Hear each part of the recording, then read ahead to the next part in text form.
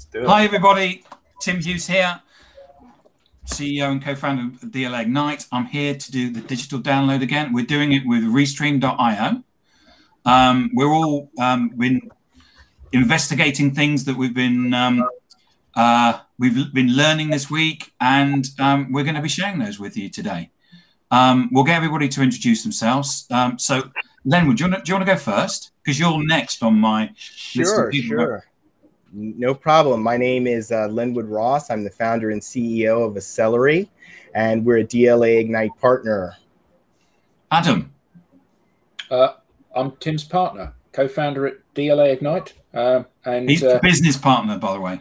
Yeah, sorry, business partner. Otherwise, I'd be sitting next to him, wouldn't I? You would, yeah. Yeah, and to be frank, I'm just loving it all at the moment. Absolutely loving it. You don't need to be frank, but okay. Can I still be Garth? Yeah, no, I just love it. Absolutely love it. Thomas. Yes, hello. I'm Thomas Ross. I'm one of the. So Thomas has just moved to a new office. Okay. Not picking me up. And his Wi-Fi isn't very good. Okay. Back to one. Which one are you, Thomas? Are there two there or just one more? Spartacus. We got you both. Which one do we set off? Okay. Hang on. I blame you. It's like a matrix. I don't know who to believe. Anyway, I'm one of the founders. Thomas. We are global partners with DLA Ignite, and we are so happy to be here with esteemed colleagues. Thanks, Tom. Thanks, Thomas. Mike, do you want to go ahead? I'm gonna have to go out and come back in. I think. Yes. Okay? I want to thank both Thomases for that. It's stereo. Look. Yeah. Boom. I'm gonna go out and come back in. Do it. As they said in Tombstone. Anyways, I'm Mike Garrison, founder of Values-Based Mindset and a very proud and excited partner with DLA. Thank you. And today we've got a special guest. The special guest is Kevin. We've kind of like upgraded Eric, haven't we, to Kevin? It's a sexy, suave, sophisticated Eric, isn't it? It's like I have another brother with hair. Big downgrade. Hi, I'm Kevin Milne. I am the founder of Sales Hire and Associate with Eric Doyle at Crux. And it's a pleasure to be joined with you guys. Esteemed. Kevin, we've been waiting for you to come on. Okay. Yes. And by the way, I'm just going to say this. Hold on, Thomas. So for the audience out there, if you don't know Kevin Milne, go to his LinkedIn profile and check out his slide shares. Because his slide shares are just amazing. Yes. And Kevin, can you just share with us how you create those? Because they're just fantastic. I can. I keep saying, I should stop saying in my videos that it's easy this, it's easy that, just do this, because it's not easy if you're not used to PowerPoint. But I've used PowerPoint in my former roles in the past, doing some campaigns and some marketing collateral. So for me, I've been diving into it quite a lot. So, and yes, it takes a bit of time, but once, as Len would prove the other week, once you get into that habit, like anything, if you keep doing it and you keep doing it and you keep looking at the options available to you on PowerPoint, it can be whatever you want it to be, you know? So you're driving your slide shares from PowerPoint? 100%. Yeah. Right. So you build them in PowerPoint and then you're uploading them to... From scratch, PowerPoint. Right. You can use you can just save it as a PDF from PowerPoint, but if you want to be selective in what you share to the slide deck, if it's a square or not a rectangle, you can snip and sketch and then go to PNG to PDF and get the PDF set up there, straight into SlideShare, and then buffer to Twitter or. And the reason why you're using SlideShare just explaining is that SlideShare is owned by LinkedIn, therefore the algorithm likes SlideShare. It was, but yes, there's still a partnership there somewhere. Somebody else acquired a piece of it. Okay, right. Yes. But yes, that likes it, and Twitter likes it also. So take it in that way from Twitter with your link from Buffer. But yes, it's a great. I do them every week because I just like doing them and come up with ideas to do them in amongst videos and content. Yes, so, yeah, absolutely. Kevin, it's great to have you. Thank you. Welcome. Yeah, and Lenwood, how about if we go first with you in terms of what you've learned this week? Okay, sure. So this week I was doing so for Celery is a startup, and we're working with DLA Ignite to bring their social selling program to larger organizations and scaling it. One of the things that I'm doing as part of that process is market development. I'm working with a venture capital firm that's kind of helping me and coaching me in terms of this market development process. So this past week, I was looking at the professional services industry and looking at it very closely for early adopters, potential early adopters of the DLA Ignite program. And I talked a little bit about it yesterday in my video, but I was, on the one hand, very excited because I saw a lot of opportunity out there in the market for what we do, which is helping people to create a personal brand, a social presence that they can use as a launch pad, right, for demonstrating their expertise and showing who they are. But I was surprised to see out there in the market, a lot of old marketing techniques, and really, I was really a little bit surprised by it. There are a few organizations out there where you see people are using LinkedIn, but for the most part, in at least the part of the professional service industry that I was looking at yesterday, or over the last couple of days, people just using LinkedIn for their resume, just a CV. So which means they're looking for jobs. Yeah, or not doing anything with it at all. So they're just not even aware of, it can be, for us, we're doing it all the time. And we're in a little bit of a bubble, right, of other people who are also actively engaged on LinkedIn and understand the power of using social media to get your message out there. But there's a huge number of people that they're clueless. They have no idea. And what I was saying yesterday in my video is that, the early adopters, those people who move first on this, whatever the industry is, they are going to get the biggest pieces of the pie because your clients are more accessible than ever. If I'm your competitor and I know how to use social media, I can get to your client with my message, with my unique perspective, easier than ever before. They're right there on social media for me to reach them. So, it's been an interesting week in terms of just seeing that, right, at the granular level, looking across an industry. You can see a company's culture by looking at the people's LinkedIn profiles. Totally see a company's culture. It's interesting because, I have a certain criteria that I'm looking for early adopters. And when I see those organizations, they pop, they stand out. It's so obvious. And when I'm kind of looking and I'm maybe I can tell they're not quite ready. And then there are just some that you just say, there's no way. They're oblivious. They're not going to be. They're going to be in the late majority in terms of adopting this technology, and that means it's going to be real dark days for them at some point if they don't turn around. Right? Obviously, it's still early. But any comments on that from the panel?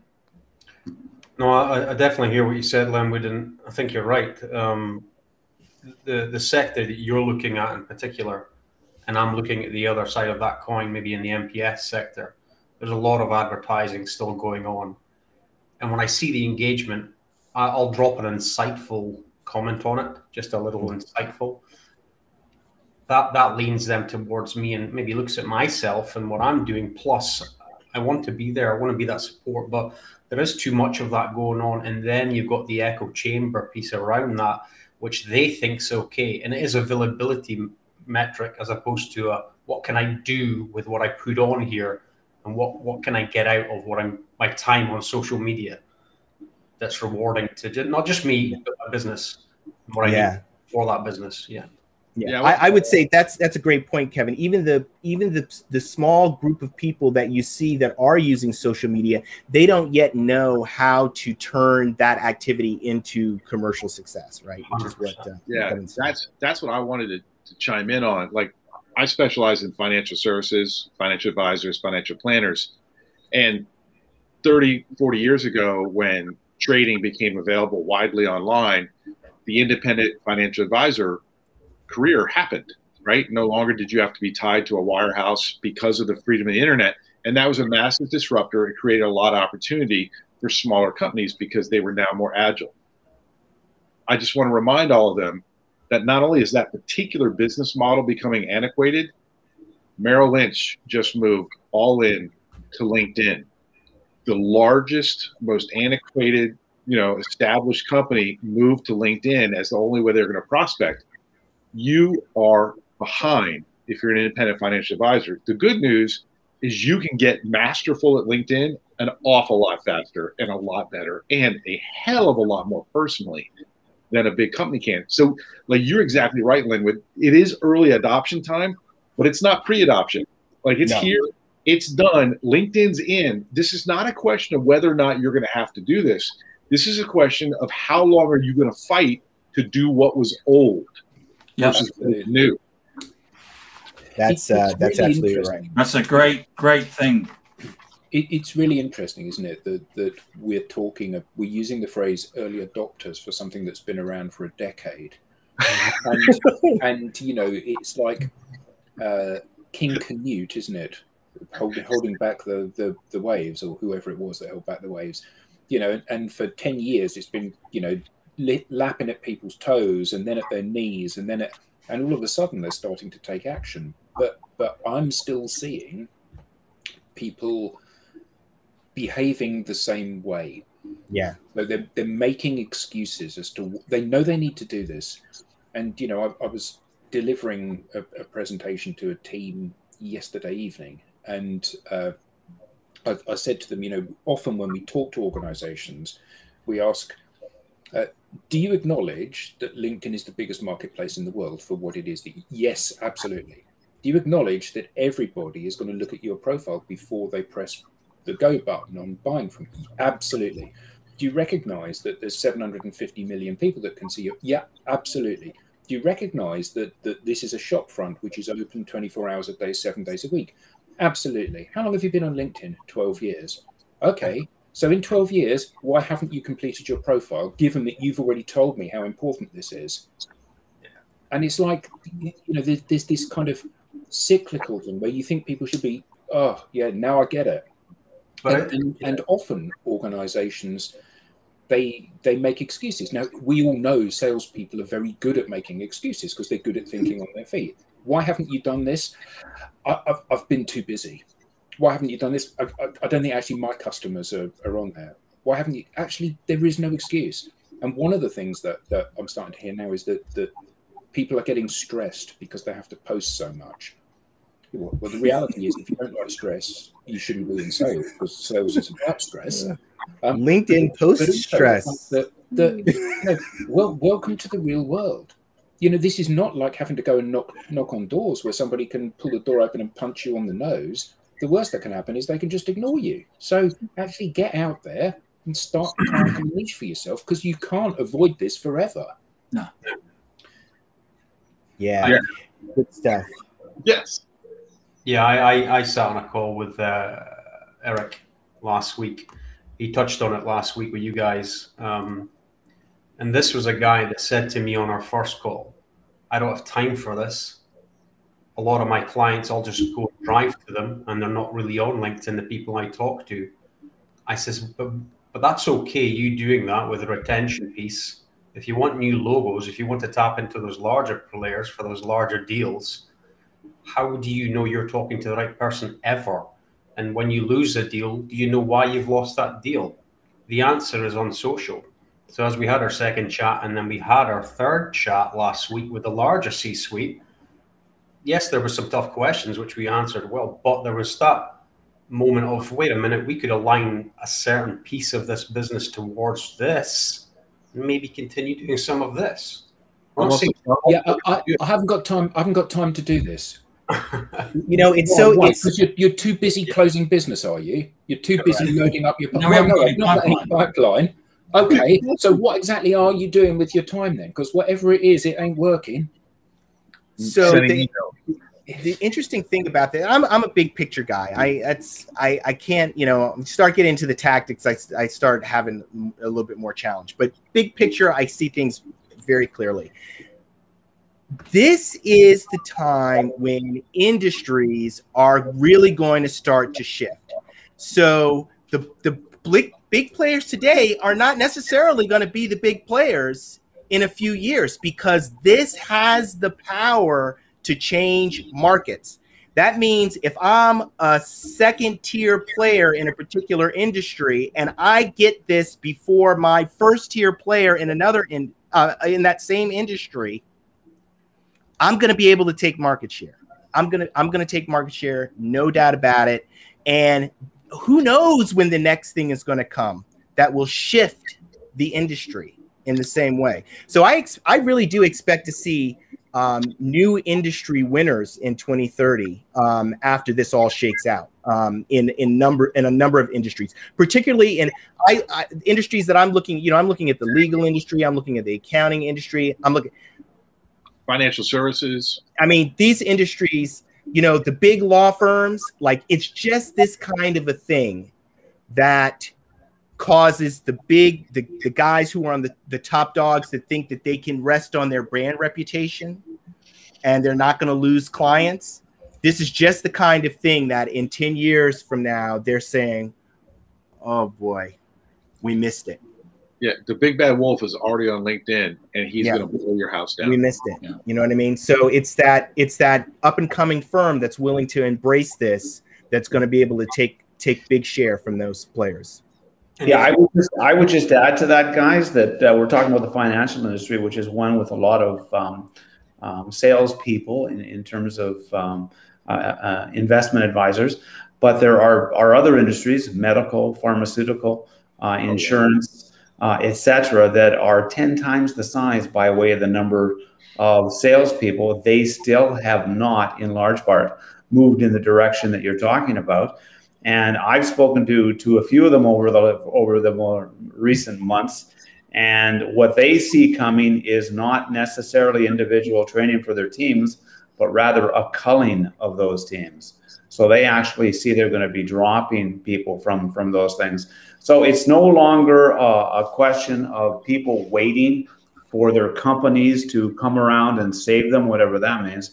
People are going to have to take the initiative themselves and do what they need to do to stay professional in the sales and marketing industries. And it's not just sales, it's marketing, it's customer service, it's inside sales, it's anything customer facing, which includes the company itself, right?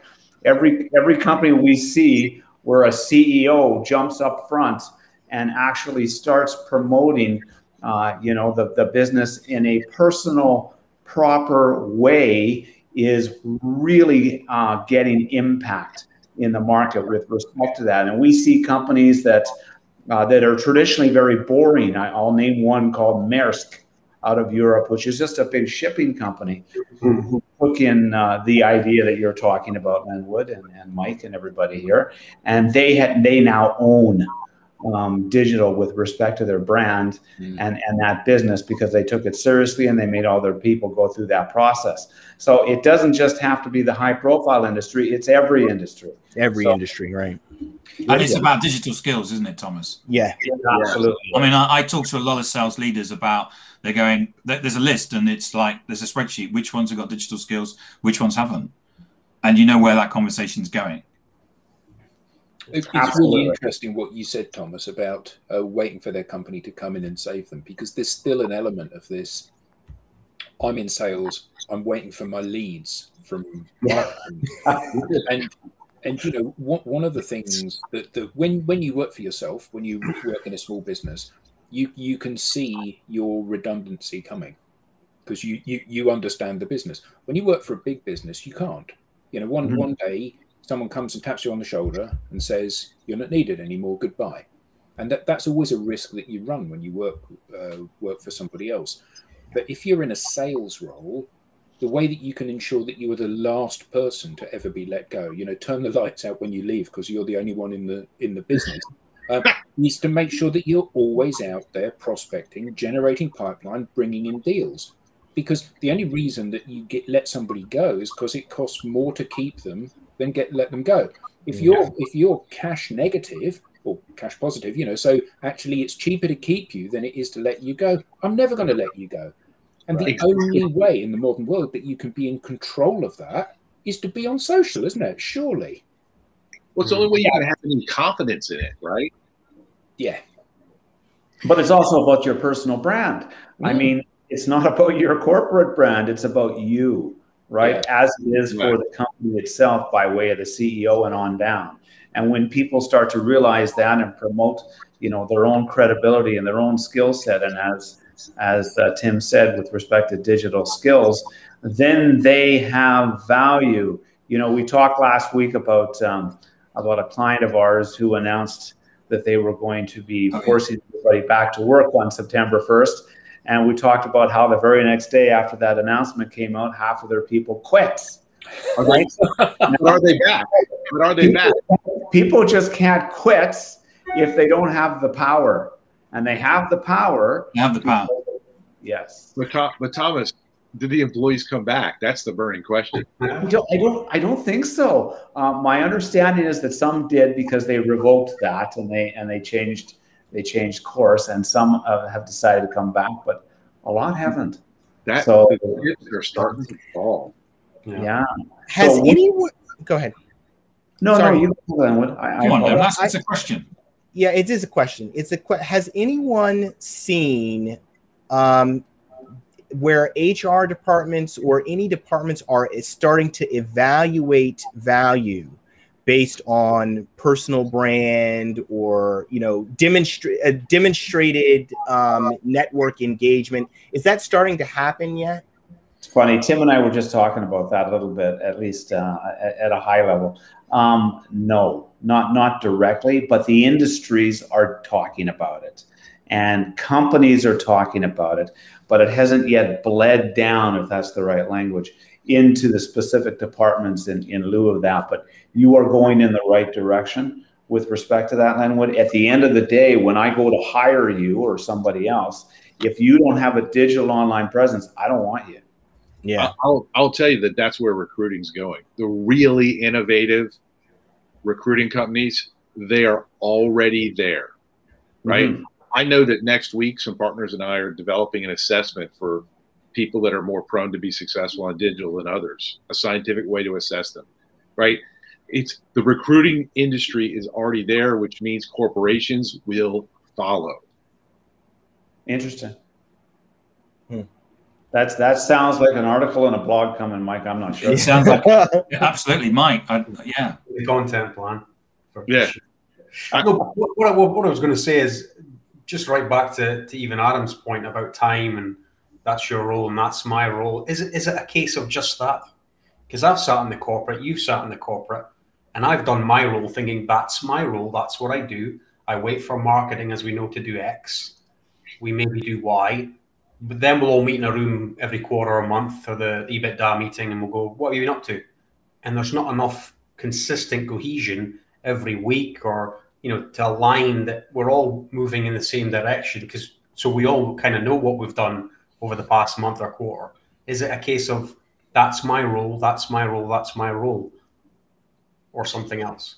Yeah, your job is to pay your own mortgage. Right. Everyone should operate with a little bit of an emphasis on small business ownership. Like social gives you an opportunity to exert a level of certainty in your future that we have never had as a species before. Yeah, I think that the really important thing, you know, tying together the behavior and the personal brand and the network and the keeping in touch with people and all of that, you are the sum of all of those handshakes that you've had throughout your career. And where previously, you know, you would lose touch with people, you know, and sometimes it's a good thing. You know, the reason we lose touch with people we went to school with is because actually we don't want to see them anymore. But in a business context, you know, you don't want to lose touch with these people. You've got equity with them because you've spent time getting to know them, or you've worked with them, or whatever it is. And I remember when Tim and I first started the business, we went over to the Netherlands to do some prospecting. So we're in Amsterdam, and literally we were there for 3 days, and from 9 in the morning till 6 at night, we had back-to-back meetings all day, every day, with people where you can just message. No time to go out in the evening. No, sadly not. You know, you can just message your audience and say, you know, I'm going to be around this day, and those people that like you and want to have conversations with you and want to do business with you put their hand up and go, yeah, I can make that work for me. And the great thing about social, and I think the thing that so many people miss, is that you've met somebody, you've forged some sort of relationship with somebody, you've gone in different directions, but they're still there as a potential advocate for you. Then, you know, your paths may well cross again at some point in the future. And in the old world, you never would have invested time in keeping that relationship alive because there was no point. Yeah. Now there is a point, and particularly in the corporate world where, you know, this month or this year, I've been tasked with tackling high tech. Next year, I get a new territory. So I need to go back through my book of contacts and say, actually, you're working in manufacturing. I want to have a conversation with you. And I think so often people look at what's going on at this very moment. You know, I don't need to talk to you because you're not going to be able to help me. But actually, the more influence we build, you know, the more people that know who we are, the more people are prepared to open doors and make interest for us, the more valuable our network is and the more powerful our brand becomes. If everybody knows you and likes you, that's a pretty good place to be. Yeah. Yes. You know, that, if you don't mind if I play off of that, Adam, because that's perfect. So I'm relatively new to this social with confidence and strategy game. I come from an analog social world, and I've really been examining in conversations with clients and people in my network, you know, offline, online, social, how do we do this? And what I think's happened is people are aware that there's all this potential on social, like you're talking about, Adam, but they have a perception of that it's going to be more difficult, that it's going to be more work. And nothing could be farther from the truth, because the reality is you have to be social to be successful going forward. And we are measuring as human beings approaching social media, especially in sales, financial services, we're measuring digital experiences with analog mindsets. So we are taking this instinctual, experiential viewpoint of how much time it takes to be social, and we're measuring it like driving to the Chamber of Commerce, having to hand out business cards, waiting in line, somebody speaking. We've got this mindset psychologically that it's going to be X amount of effort. That's not true on social, right? You can have the same amount of impact with an accelerated pathway to trust. So expedited pathway to trust, and you can do it at scale. But you have to bring the way to treat people to social. But I would say to these folks that are in sales, you can have thousands of conversations on social for the same amount of time that you would spend going to a mixer. But that is, you've absolutely nailed it there, Mike. It is absolutely about bringing those old skills to social. So this conversation that I was having yesterday evening with the team, it was one of the things that they were under the impression was that because it's digital, it's a young person's game. You know, you grew up with smartphones, you grew up with apps, therefore you're comfortable doing this. Yeah, you know how to post stuff, you know how to configure stuff because that is in your DNA. You've grown up with that. But the thing that's missing is an inability to have and turn conversations. You know, you're used to going to a room full of people and going, "Hi, I'm Mike. I do this. Who are you? What do you do? You have a conversation with them. You move on to the next one. Hi, Kevin. I'm Adam. What do you do? And you work the room and you get to know these people. And some people, they gravitate to you and you go, oh, I really like you. There's a bit, okay, well, I'll come and see you next week and we'll grab a coffee and have a chat and unpack this in more detail. Now, one of the things that I see as I work with more and more salespeople is that the younger ones are less able to take a conversation about your dog or where you've been on holiday and turn that conversation into a, that's great, that fluff, that sort of window dressing. Now explain to me exactly what you do, and have a conversation, and then get the conversation around to me telling you what I do, and then talking about how we can get some benefit from that. And Tim and I noticed some time ago that there is a very clear correlation between the age of the person. As that increases, their ability to be able to be effective on social also increases. Say that again. Is that the vast majority of influencers are actually more experienced, older, more credible people. The people that build the cool apps and build social networks, they're young people. Of course they are, because they're agile and they're not bounded by 30 years of working experience, which has beaten creativity out of them.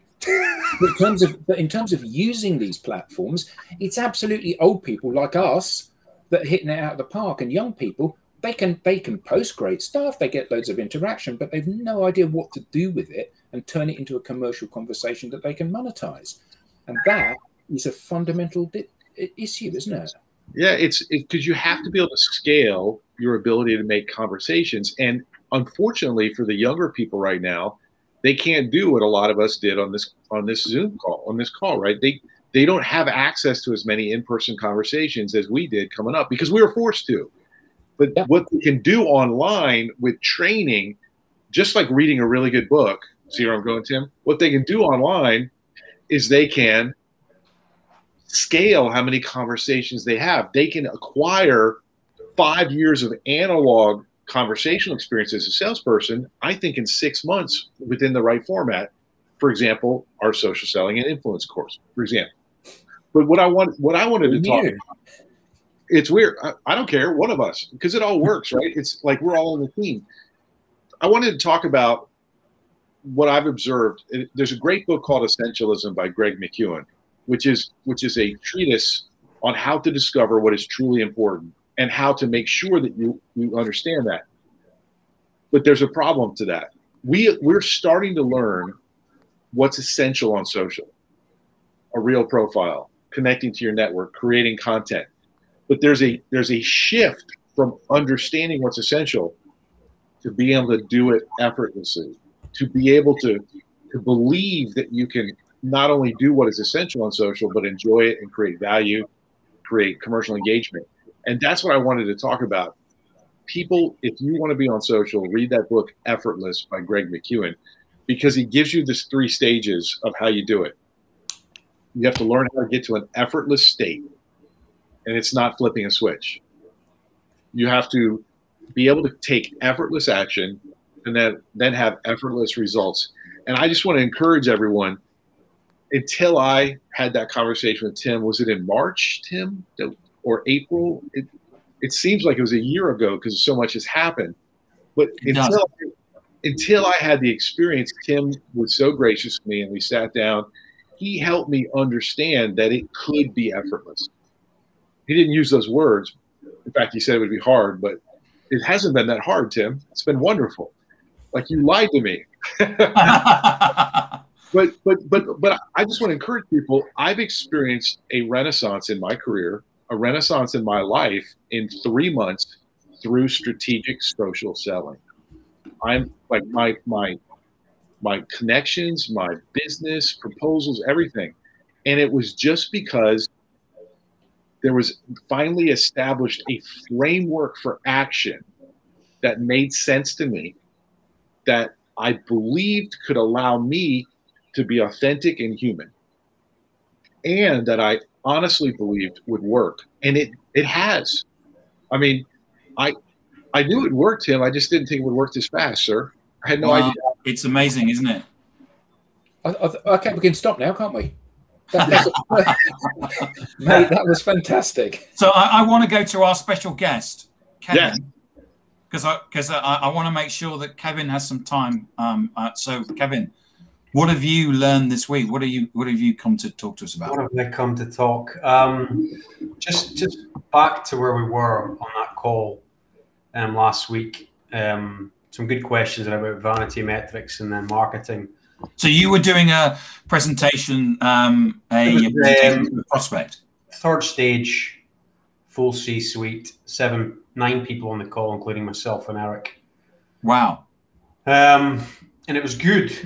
Some tough questions had, but some well-answered questions had, and some good questions fundamentally about what it's about. And yeah, it's scary for a lot of people. We've just said that.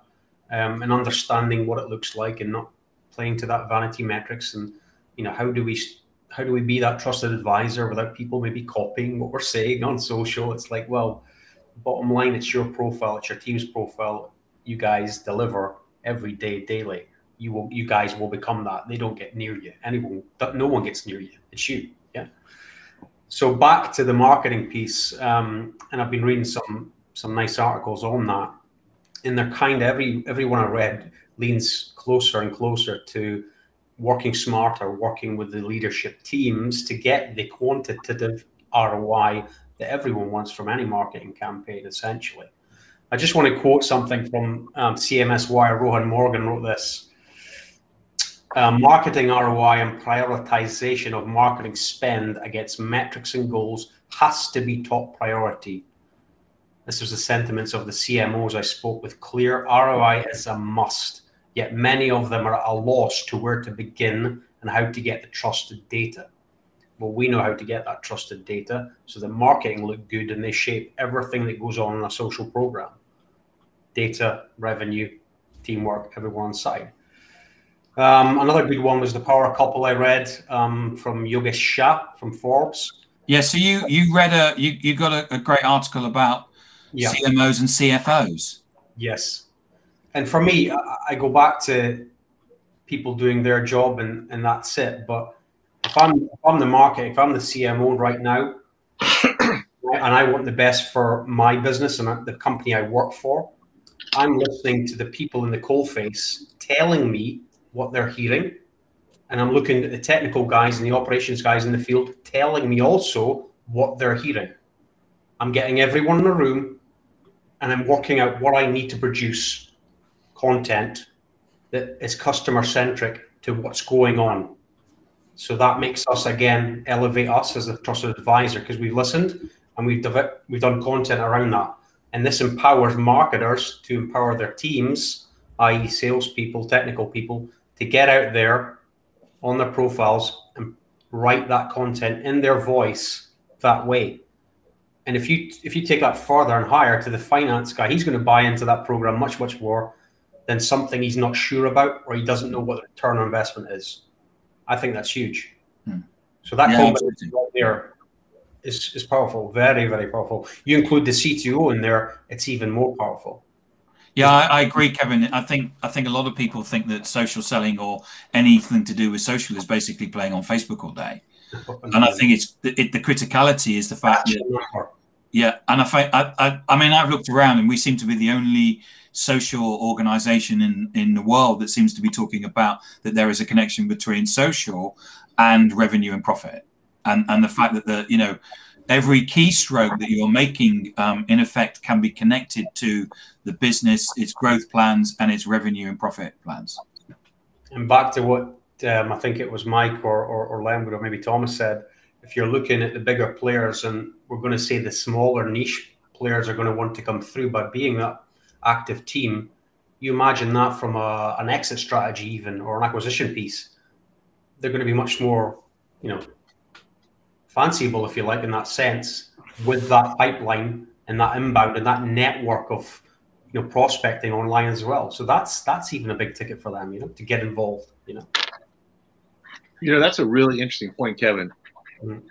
I do a lot of work with the financial teams on succession planning, and I know other guys on this call do succession planning as well. And one of the things we always talk about is, does your company have the ability to be attractive to somebody who's not you? Like, what is that? Is that person going to be able to come in there and do it?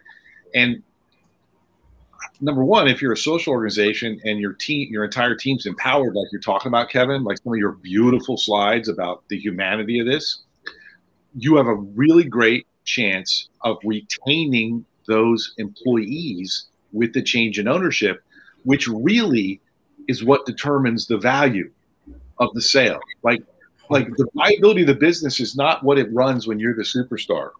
It's the viability of the business is the ability for the business to continue on without you. And that's where social comes in. Like, don't worry about the company brand, advance the individual brands, and everything will come along. I think you're really onto something there, Kevin.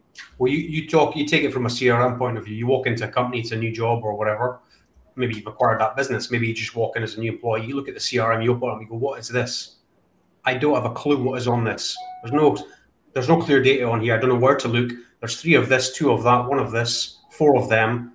Where am I going here? Whereas your LinkedIn profile, everyone else's LinkedIn profile is clean, red hot relationships sitting right there. Right there. Boom. Yeah. That was kind of where I was going with the analysis of, has it moved to really looking at where the data is, right? Which is, the LinkedIn profile, the engagement. It's interesting because like you can go on someone's LinkedIn profile. They might have 15,000, 20,000, 50,000 people. They're putting up content, but there's no engagement. So I see that and I say, there's no community there. There's nothing to those contacts. But before you had LinkedIn, if you're going in for the acquisition, they're showing you the number and you have no way to really validate it. Sure. Right? You have no way to validate it. And is the engagement in your target market? Like I was showing some of my clients yesterday how to go into the engagement that their competitors are experiencing on LinkedIn and measure it, right? We can look at the comments, but we can look at the reactions. And I'm here to tell you, financial planners and advisors, go look at who's reacting to your posts. I bet most of you, 90% of them, are other advisors. You might want to consider what it would be like if your target market was engaging with you. I had a little bit of notes on that as well, Mike. That's the gold right there. I mean, we talk about our content looking good and creating plans and making our content. The gold for me that maybe sits above that, your own content, is getting in that feed of your prospects and keep getting in that feed and keep commenting. That will raise that trusted advisor status probably much quicker than you producing content that the algorithm decides, will I give it to your prospects or not? If you keep following in their feed and you keep showing up, I think that's a quicker potential way to get that trust and that. Absolutely right. Yeah. It's the only thing I've done well. It's the only thing I've done really well. It's following every financial advisor's feed I've seen, because I can see you and you're in every financial advisor's feed. So that's it's a great debate. So it's tradition, Kevin, that the last 15 minutes goes to Thomas. and he comes up with something really. I can give you some tunes in the background, Tom, if I've got the line up if you want. I mean, this is where the bike drop. Well, I didn't know it was tradition, but I think I appreciate that. That's great. Well, listen, I wanted to sort of jump in on a couple of things. Number one, what Lenwood said earlier, and Kevin, that was fantastic, by the way. Thank you. Really well done and extremely insightful. Lenwood, you said something with respect to the second tier or the lower level companies moving up because of digital and all these things. And, there was some stats that came out this week showing the spend that has happened, both B2B and consumer, on the various apps. And in line with what you said, TikTok is now number one.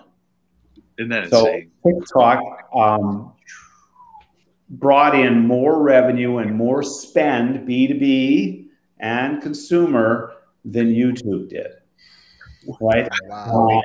and that blows my mind. The growth. That was fast. Yeah, and the growth in spend this past quarter over last year was $7 billion in growth, which is almost 40% increase in growth. So, if we ask the question, and somebody said it earlier here, is social media just for showing your lunch? You can certainly show your lunch if you want to, but you sure are wasting your time and everybody else's, right? Social media is now the most important channel for any and every person, company, and human being to be using in order to have impact in their environment, whatever that is, period, full stop, right? And that's only going to grow and get bigger and bigger, and obviously that's going to continue. Now, many people, and I've talked to lots, and I know you guys have too, at the corporate level especially, they say, well, this is going to change. The pandemic is going to end, and people are going to go back. And as I mentioned earlier, I have a client whose CEO found out the hard way, not so much. And in fact, this isn't going to change, right? In fact, the behaviors that are now becoming entrenched are now habitual, right? And these are things that people now do day in, day out. So when we talk about the growth in social media, whether it's Clubhouse and whether it's TikTok and whether it's whatever the next one's going to be, they're all going to come and they all play a role. And I think that's one of the things that I wanted to kind of talk a little bit about, because we all talk about LinkedIn a fair bit, and LinkedIn is a primary channel. There's no ifs, ands, or buts about that, but it's not the only channel. And if you only tune in one channel, you're missing a lot of interesting other channels, right? And you're missing the most important thing you're missing, of course, is audience, right? Yes, there's an audience on LinkedIn, but there's a behavior and a niche audience on LinkedIn. There's a different behavior and a different audience on Facebook and on Instagram and on TikTok and on Twitter and on it goes. And when we leverage those channels in a manner that suits the business that we're growing or the market that we're developing or just the friends we want to create, then we have impact. The idea that you can simply be on LinkedIn and do everything you need to do is false. That is not a true narrative. And in fact, for those that are out there promoting themselves as the world's greatest LinkedIn trainers, good for you. But that's like training your dog to do one thing and nothing else, right? It's only as good as the one trick. It's a one-trick wonder. So you need to be proficient across the board. But the great thing is, and what you guys have talked about so well, and you always do, and that's great, is the behavior that we need to have, being online, being social, as I love what you always say, Kevin. I love the way your personality comes through in your content. Personal, and we need to come across that way and have fun and enjoy it, and we attract an audience, and so too do they. And now we have conversations and engagement. But the idea that that's only going to happen on any one channel is ridiculous, right? And you need to be communicating with people across multiple channels to have the impact, right? Both for yourself as well as for them. So the growth is going to continue. And if you're still sitting on the sidelines, yeah, it's going to be a very long day. And I think just based on that TikTok piece alone, with the scale of that already so quick, tells us a little bit about the pandemic, and we ain't going backwards, as you say. We're only going forward. Yes. Yeah, we're only going forward. You guys are on it a lot, but I mean, it's dangerous. It's a dangerous platform. I find myself getting sucked in for 40 minutes, and you're like, what happened there? But you know what? Instagram was dangerous when it first came out. Yeah. Yep. Well, it's a good danger, because now I've trained TikTok to show me what I want to see, and not just by following. If you stop on something for more than 5 seconds, it will keep giving you that thing. Yes. If you click past it, it'll give you what you want to. The same as LinkedIn, yeah. I think digital Twitter. I mean, Twitter. I tell people Twitter's like Niagara Falls. Try sticking your cup in Niagara Falls, see what happens, right? You don't get a cup of water, you're down Niagara Falls because it pulled you in. So, I mean, it's the same thing. You've got to pick what you're using and use it properly, like anything else. Yeah. Strategy.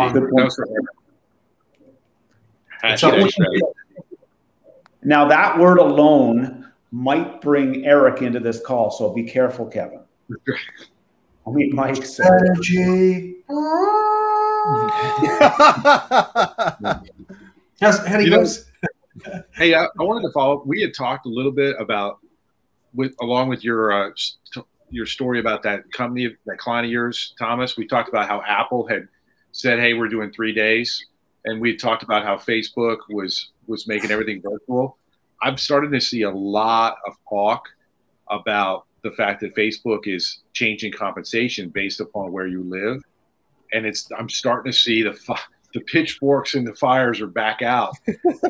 That's not going to work.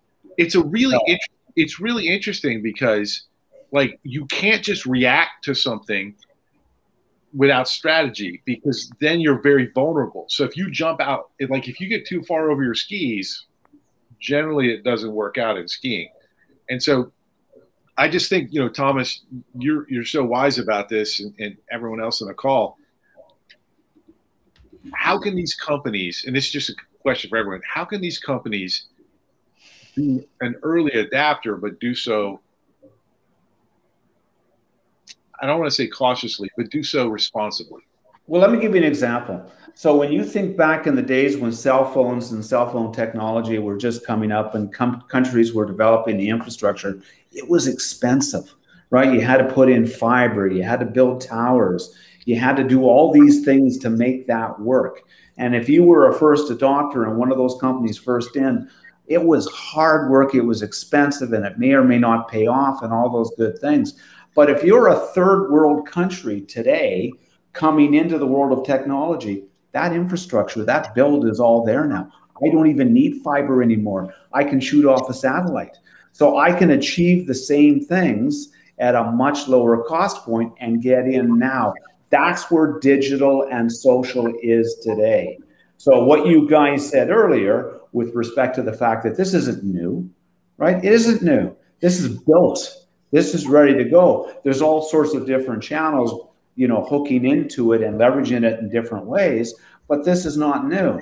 So it's there. Your cost of entry is practically zero outside of the time and energy you need to put into it in order to learn it properly, which comes back again to Tim, always seems to do that with respect to the digital skills that we need.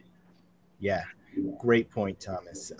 Yeah. The platform has developed to the point where you can monetize the relationships, if I could say it technically, right? So we're now at the place where companies are starting to do this. We're going to get a steamroll that's going to start happening. We'll get into the early majority that's coming very soon. You really don't want to be in the late majority because the early majority is going to eat your lunch. They're going to eat your lunch. And if you're a laggard, forget about it. Just forget it. If you've decided I'm not getting in until the end, you might as well just close up shop now. You save yourself a bunch of money. Dig your grave now. Because what you just showed in that TikTok number is how powerful, how quickly things move. It's not slow. It's not like we get 1,000 of our guys and they got to get on the road and get out there. And I mean, in a matter of weeks, they can be attacking every single one of your clients all over the globe. Absolutely. And why aren't they? That is my point. In my video yesterday, I said the only thing that's stopping them is that they don't know how. But if they have the strategic social selling process, right, from DLA Ignite, if you have that process, you have that methodology, in a matter of weeks, you are all over your competitors' customers. Yeah, as an old coach, 25 years as a coach, I'll tell you why they're not doing it. You ready? It's not because they don't know how to. It's because one of the greatest illnesses that corporations have is when they see other people's incompetence, they assume that means they're competent. And so when a lot of these companies are looking on social and they don't see a lot of people doing it well, they assume that they're fine. That's the real problem. It's not that they think they can't do it. They think they don't have to. Mm-hmm. Interesting. Just remember, there's one other aspect to that that's really important, and we see it all the time. How many times have you guys been told, we're all over social? We got this thing, this thing nailed, right? And you go and you take a look, and really, is there like another social I'm not aware of? Where are you? Well, our marketing department is throwing up content like, oh, I see. So I think the point is, and you said the word, Lenwood, there is a step-by-step pragmatic process. And you can't take step 1 and 2, skip the other 20, and think you've arrived. You haven't arrived. You're not even there yet, right? So there's steps that need to be taken, and being on LinkedIn is but one tiny step. Is it an important step? Of course it is. Every step's important, but you need all of them, right? And you need to put them together in an integrated strategy. I know Eric's going to jump in here. I just know it. Strategy to actually build out where you need to be and why you need to be there by having your roadmap. And your roadmap is not the same as somebody else's. Right. Because your destination and your goals are not the same. So your roadmap is completely different than somebody else's. And if you don't have a digital roadmap and all the steps you want to take to have the impact in the marketplace that you're looking to do, whether personally as a financial advisor or whether corporately or retail or whatever it is, if you don't have that roadmap, it's like anything else. You're going to drive right by your destination and never get there. There's a blog in that. Yeah, it probably is. And you know, the first image that came into mind as I said it, Mike, was, you know, the guy with his girlfriend or his wife, and it doesn't matter who's driving, but the guy is not looking for directions, right? He's just driving. He's going on instinct, right? Yeah. And the lady, of course, she wants to do the intelligent thing. Let's pull over and ask somebody, right? No. There's got to be a way to do this. There's no directions and there's no bathrooms. Yeah, there's a version of my video where I say, if you don't know, you better ask somebody. And we do that too, right? We don't assume that we know everything. I'm still learning about TikTok. I see how important it is, and I've got to learn it and build that into my repertoire and what I'm doing, and the next and the next and the next. We all tried Clubhouse and to see if that would work for us. Some things are going to work better than others. Do you see what I'm saying? So it's an ongoing process. This isn't a one-shot deal. You've got to keep going. That's why you got to build a learning culture in your organization. If you haven't started working on that learning culture, very important. Totally. I just want to maybe. I've got one more quote from Forbes here on marketing. If we'll just go for it, Kevin. Finish this up. Marketing has moved away from selling products to building relationships. The ability to understand your customers is vital to building valuable relationships. You start that by educating your audience on topics or solutions that are currently the pain areas. Thought leadership content is one way to go about this, since the content you're creating doesn't focus on selling any of your products or solution. It's about educating your audience. Perfect. Give that to your people and run. Perfect. And the more marketing does gravitate in that direction, Kevin, totally agree with you. Good stuff.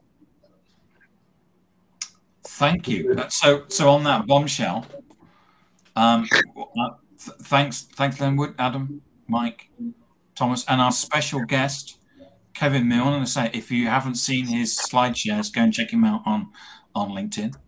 To Jan, Matt. Sorry? Check the deck is the hashtag. Check the deck. Check the hashtag, check the deck. To Matt and Jan and all of our audience today, thank you very much. And we'll be here the same time next week. And have a great weekend. Happy July the 4th, everybody. Yeah.